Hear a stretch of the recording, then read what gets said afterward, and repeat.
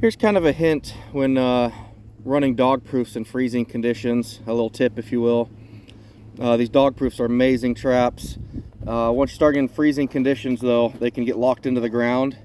You can see this one, she's in there pretty solid. We got down to about 25 degrees last night. Not crazy cold, but still cold enough. If this trap is not able to be pulled out of the ground and swivel, you're going to potentially cause damage to that animal. And it's our job as trappers to be as humane and ethical as we can.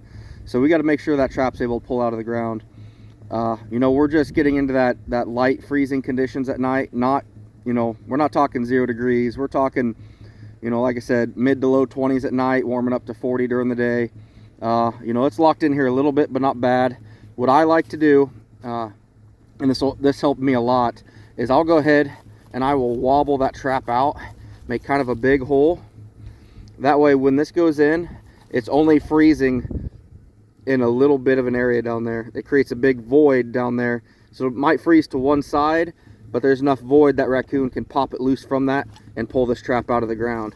Versus if you just have it in somewhere solid, you know, there's no void to break it free, and it's basically a chunk of ice you're trying to pull that spade out of. So if you can, wobble it out. And also another tip too, find cover.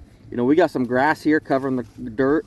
That's going to keep that ground from freezing a lot. Versus if it was up here on this trail, sitting in this bare mud, that's going to freeze a lot quicker than the ground underneath this grass.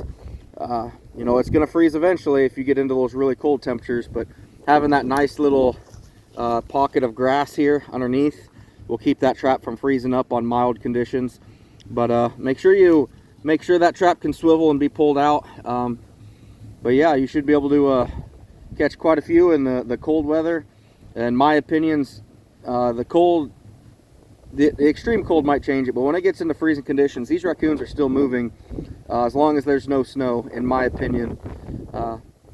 But just one of those tips, you know, I'm freeing up all my dog proofs today because we're going to get down to about 20 degrees tonight. So I'm going through and making sure everything's able to move.